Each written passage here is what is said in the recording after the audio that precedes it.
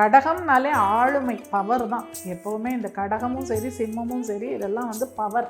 அப்போ உத்தியோகத்தில் ஆகட்டும் அவங்க தொழிலில் ஆகட்டும் மிக உயர்ந்த நிலை அப்படிங்கிறது உங்களுக்கு கிடைக்கும். சந்திரன்கிறவர் வந்து ஒளி கிரகம். வெளிச்சத்துக்கு இருட்டை பிடிக்காது, இருட்டுக்கு வெளிச்சத்தை பிடிக்காது. அப்போ இவங்களுக்கு திருமண வாழ்க்கையும் கொஞ்சம் அந்த மாதிரி ஒரு கசப்பான இது இருக்க தான் இருக்கும். இவங்களுடைய 7ஆம் இடம் வந்து காலச்சக்கரத்துக்கு 10ஆம் இடம் அப்படிங்கிறதுனால திருமணம் அப்படிங்கிற ஒரு விஷயம் நடந்த உடனே இல்லை நிச்சயம் ஆனாலே அவங்க வீட்டில் ஒரு கர்மா அப்படிங்கிற ஒரு விஷயமும் நடக்கும். கடகம் ராசி சந்திரனுக்கான ஒரு ராசி அப்படின்னு சொல்லுவாங்க. ஸோ கடகம் ராசி இவங்களுக்கான ஒரு திருமண வாழ்க்கை எப்படி இருக்கும் மேம்? கடகம் அப்படிங்கிறது வந்து காலச்சக்கரத்தினுடைய 4ஆம் இடம், சந்திரனுடைய வீடு. அது வந்து தாயார் ஸ்தானம் அப்படின்னு சொல்லுவோம். அவங்க கடகம் அப்படின்னாலே ஓடுகின்ற நதி நீர் அப்படின்னு சொல்லுவோம். இவங்க எப்படி இருப்பாங்கன்னா இலக்கை நோக்கி தான் போயிட்டுருப்பாங்க. நடந்து முடிந்த விஷயத்தை திரும்பி பார்க்க மாட்டார்கள். அது மாதிரியான ஒரு சுபாவம் கொண்டவர்கள் தான் இவங்க. தாயார் மீது அன்பு உண்டு, கடமையை சரிவர செய்வார்கள், ரொம்ப சின்சியராக இருப்பாங்க. கடகத்தில் பிறந்தவங்க அவங்களுக்கு கொடுத்த வேலையை அவங்க ரொம்ப டெடிக்கேட்டடாக ரொம்ப ஸ்ட்ரெயிட் ஃபார்வர்டாக நல்லா பண்ணுவாங்க. பட்டு இவங்களுக்கு திருமண வாழ்க்கை அப்படின்னு வரும்போது அதில் ஒரு சில சிக்கல்கள் இருக்க தான் செய்யும். ஏன்னா அந்த சந்திரனுக்கு வந்து 7ஆம் இடம்ங்கிறது சனி பகவானுடைய வீடு. அதாவது மகரம்ங்கிறது சனி பகவானுடைய வீடு இல்லையா? இப்போ சந்திரன்கிறவர் வந்து ஒளி கிரகம். இங்கே சனிங்கிறவர் வந்து இருட்டு. அப்போ ஒளி இருட்டு ரெண்டுமே 2 ஆப்போசிட் இது இல்லையா? அப்போ என்ன ஆகும், இவங்க 2 பேருக்கும் ஒத்து போகாது. வெளிச்சத்துக்கு இருட்டை பிடிக்காது, இருட்டுக்கு வெளிச்சத்தை பிடிக்காது. அப்போ இவங்களுக்கு திருமண வாழ்க்கையும் கொஞ்சம் அந்த மாதிரி ஒரு கசப்பான இது இருக்க தான் இருக்கும். அதுக்குன்னு கடகத்தில் பிறந்தவங்க எல்லாரும் சோகமாக இருக்காங்களான்னா அப்படி கிடையாது, சரியா? ஆனால் அவங்க ஜாதகத்தில் ஒருவேளை அந்த 7ஆம் அதிபதி போய் ஒரு மறைஞ்சு இருக்காரு, இல்லை அவர் நீச்சமாக இருக்காரு, ஏதோ இந்த மாதிரியான ஒரு அமைப்பு இருந்தால் திருமண வாழ்க்கையில் இவங்க ஜெயிச்சிடலாம். சப்போஸ் 7ஆம் அதிபதி வந்து நல்ல ஸ்ட்ராங்காக இருக்கார் அவங்களுக்கு அப்படின்னா அங்கே வந்து சில பிரச்சனைகள் இவங்களுக்கு வரும். அண்ட் இன்னொரு விஷயம் என்னென்னா இவங்களுடைய 7ஆம் இடம் வந்து காலச்சக்கரத்துக்கு 10ஆம் இடம் அப்படிங்கிறதுனால திருமணம் அப்படிங்கிற ஒரு விஷயம் நடந்த உடனே இல்லை நிச்சயம் ஆனாலே அவங்க வீட்டில் ஒரு கர்மா அப்படிங்கிற ஒரு விஷயமும் நடக்கும். இது ஒரு ரிஸ்க் அவங்களுக்கு இருக்குது. கர்மா அப்படின்னா என்ன மாதிரி? கர்மானா யாராவது மரணித்து அவர்களுக்கு கர்மம் செய்வது போல் ஒரு சூழல் வரலாம். இதை திரும்பவும் எல்லாருக்கும் வரும்லாம் நான் சொல்லலை, யாரும் இதை பார்த்து பயப்பட வேண்டாம். அதாவது கமெண்ட்ஸ் வரும்போது சில பேர் வந்து எல்லா விஷயமும் எல்லாருக்கும் எடுத்துக்கிறாங்க, அப்படி கிடையாது. இது அவங்கவுங்க சுய ஜாதகத்தில் பல விஷயங்கள் மாறுபடும். இதெல்லாம் பொதுவான கருத்து. அதனால் இதை வந்து தனிப்பட்ட முறையில் யாரும் அவங்களுக்காகன்னு எடுத்துக்க வேண்டாம். ஆனால் இப்படி ஒரு இது இருக்குது அவங்க அமைப்பு, சரியா? அதனால் அது மாதிரி சில விஷயங்கள் நடக்கலாம். அண்ட் இவங்களுக்கு திருமண வாழ்க்கைங்கிறது கொஞ்சம் ஒரு என்ன சொல்கிறது, முள்ளு மேலே நடக்கிற மாதிரி தான், கொஞ்சம் இதுவாக தான் இருக்கும்னு வச்சுக்கோங்களேன். அகெயின் எல்லாமே நம்ம கையில் தான் இருக்குது. விட்டு கொடுத்து போகிறவங்களுக்கு எதுவுமே பிரச்சனை இல்லை.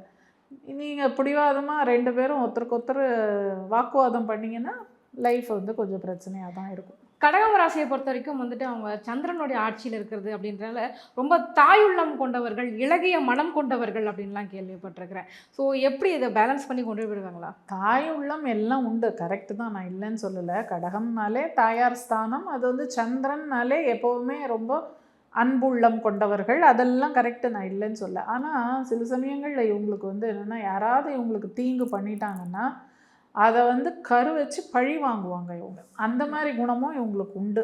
அண்ட் யாருக்கும் அடங்க மாட்டாங்க, எந்த ஒரு நிலையிலையும் யாருக்கிட்டையும் அடங்கி போக மாட்டாங்க. ஸோ அது மாதிரியான சில குணங்களும் இவங்களுக்கு உண்டு. அதே சமயம் இவங்களுக்கு எப்படின்னா அதாவது இவங்கள கண்ட்ரோல் பண்ணுறதுக்கு நிச்சயமாக இந்த கடகம்னாலே ஆளுமை பவர் தான். எப்போவுமே இந்த கடகமும் சரி சிம்மமும் சரி இதெல்லாம் வந்து பவர். இப்போ நிறைய அரசியல்வாதிகள் ஜாதகங்கள்லாம் பார்த்தீங்கன்னா ஒன்று கடகமாக இருக்கும், இல்லைன்னா சிம்மமாக இருக்கும். அதாவது நீங்கள் ஒரு ஜோதிடராக இருந்து பல ஆராய்ச்சிகள் பண்ணால் இதெல்லாம் தெரிய வரும். ஸோ இது மாதிரியான விஷயங்கள் ஆளுமை அப்படிங்கிறது அவங்கள்ட்ட இருக்கும்போது கண்டிப்பாக மற்றவங்க இதுக்கு அடங்கி போக மாட்டாங்க அவங்க. ஓகே.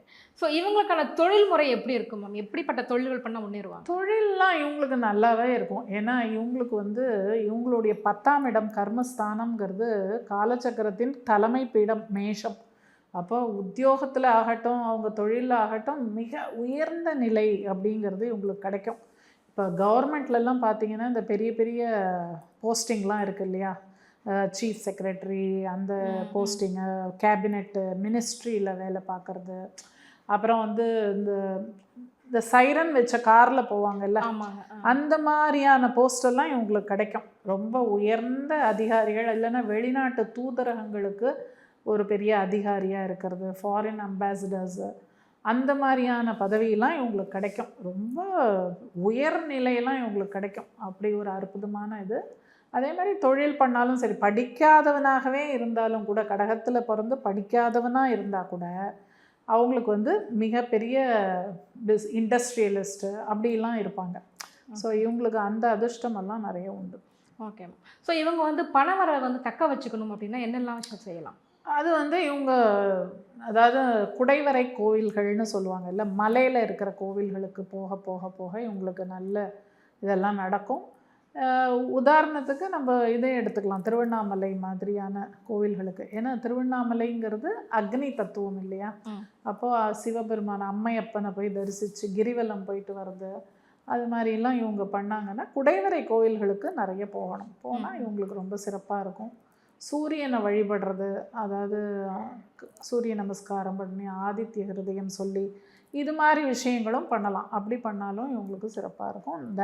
தன விருத்தி அப்படிங்கிறதெல்லாம் நடக்கும். Okay ma'am. ஸோ இவங்களுக்கு வந்து பொதுவாக உடலில் ஏற்படக்கூடிய பிரச்சனைகள் எதெல்லாம் இருக்கும் மேம்? பிரச்சனைனா இவங்களுக்கும் வந்து back pain, low back pain அப்படிங்கிறது உண்டு. இந்த கரண்டக்கால் வலின்னு சொல்லுவாங்கல்ல, காஃப் மசில்ஸ் கிராம்ப், அது மாதிரி விஷயங்கள் இவங்களுக்கு இருக்கும். இதெல்லாம் காமனாக இருக்கக்கூடிய விஷயங்கள். மற்றபடி சூரியன் நல்லா இல்லை அப்படின்னா எலும்பு சம்மந்தப்பட்ட நோய், எலும்பு தேய்மானம், அது மாதிரியான விஷயங்கள் இருக்கும். சூரியன் ஜாதகத்தில் நல்லா இருக்கணும், இல்லைன்னா அது மாதிரியான பிரச்சனையும் இருக்கும். ஓகே.